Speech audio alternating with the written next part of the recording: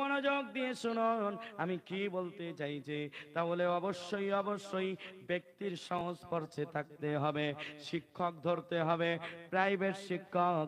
আমার মূল কথা হলো এটাই, আমার প্রাইভেট শিক্ষক হলো আল্লামা আজান গাছি রহমাতুল্লাহ আলাইহি।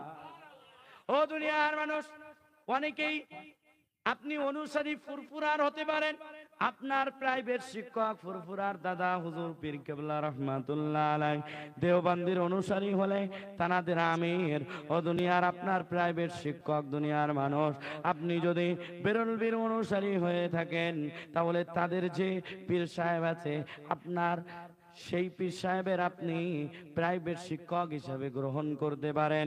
তবে জেনে রেখে দেন প্রত্যেক ব্যক্তির প্রাইভেট শিক্ষক থাকবে, তবে প্রধান শিক্ষক হিসাবে মুহাম্মাদুর রাসূলুল্লাহকে রাখতে হবে। জোরে বলুন, আরো জোরে বলুন। কেউ যদি বলে আমি আজান গাছিকে মানবো নবীর তরিকা বাদ দিয়ে, কেউ যদি বলে ফুরফুরাকে মানবো নবীর সূত্র বাদ দিয়ে, তাহলে ফুরফুরাওয়ালা যদি নবীর সূত্র বাদ দিয়ে নামাজ পড়ে জান্নাত পাবে, আজান গাছিওয়ালা যদি নবীর সূত্র বাদ দিয়ে নামাজ পড়ে জান্নাত পাবে। ও দুনিয়ার মানুষ শুনে রেখে দেন, ফুরফুরাওয়ালা হোক, আজান গাছিওয়ালা হোক, তবলিগওয়ালা হোক, সে দুনিয়ার যদি আল্লাহর বান্দা যদি হয় আর সে যদি নবীর তরিকা মেনে যদি নামাজ পড়ে, নবীর পদ্ধতি অনুযায়ী ইবাদত করে, তার ইবাদতটা আল্লাহ গ্রহণ করবে। তার ইবাদতের কারণে তার প্রতি খুশি হয়ে তাকে জান্নাত দিয়ে দিবে। জোরে বলুন। ও দুনিয়ার মানুষ, একটু আলাদা ভাবে বুঝুন, নবীর হাদিস থেকে বুঝুন জান্নাতি কারা, কারা জান্নাতে যাবে। আজান গাছিওয়ালা কি জান্নাতে যাবে, ফুরফুরাওয়ালা কি জান্নাতে যাবে, তবলিগওয়ালা কি জান্নাতে যাবে? সকলেই বলছে তো আমি জান্নাতে যাব, অমুক খারাপ আমি ভালো, ঠিক না বে ঠিক? তবে নবীর কাছ থেকে শুনি কে ভালো, সেটাই তো ভালো হবে। ও দুনিয়ার মানুষ শুনে রেখে দেন, জেনে রেখে দেন, একটু গভীর মনোযোগ দিয়ে শুনুন। আমি আপনার কদমের উপরে হাত রেখে বলি, বর্তমান সময়ে বেশি বিভেদ তৈরি না করে মুসলিম সমাজ, মুসলিম জাতিকে এক প্ল্যাটফর্মে এসে আল্লাহর দ্বীনের জন্য লড়তে হবে। জোরে বলুন।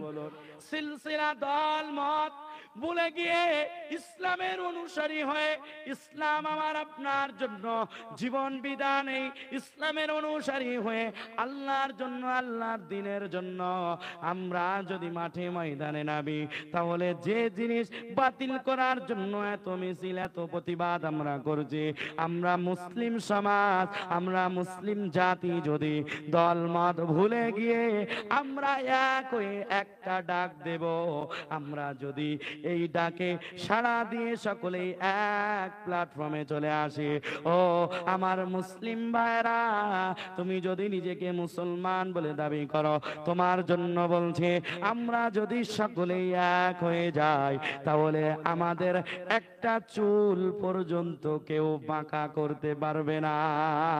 জোরে বলো। ও দুনিয়ার মানুষ, আমার আব্বা জানে না, আমার ভাই জানে না, বর্তমান সময়ে সমাজে দেখবেন নবীকে নূর মানছে কিনা, নবীকে মাটি মানছে কিনা, এই দুইজন দুই দল হয়ে একে অপরের সাথে কথা হয় না, ঠিক না বে ঠিক? জোরে আমিন বলবে না আস্তে আমিন বলবে? বুকের নিচেই, বুকের উপরে হাত বাঁধবে না নাভির নিচেই হাত বাঁধবে? এই নিয়ে সমাজের সমস্যা আছে না নাই? কথা বলেন। ও দুনিয়ার মানুষ, যে জিনিসটা না করলেও নামাজ হয়ে যায়, আপনি যদি আমিন নাও বলেন নামাজ হয়ে যাবে।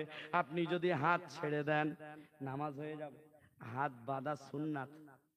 ও দুনিয়ার মানুষ, যে জিনিসটা না করলেও নামাজ হয়ে যাবে, আমি আপনি সেই সুন্নাহ আমলটা নিয়ে নিজেদের মধ্যে দ্বন্দ্ব করে রেখেছি।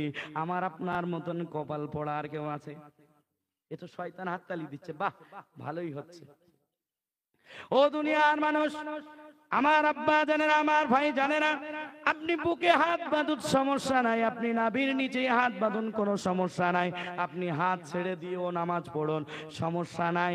তবে আমি দেখব আপনি নামাজ পড়ছেন কিনা। জোরে বলো।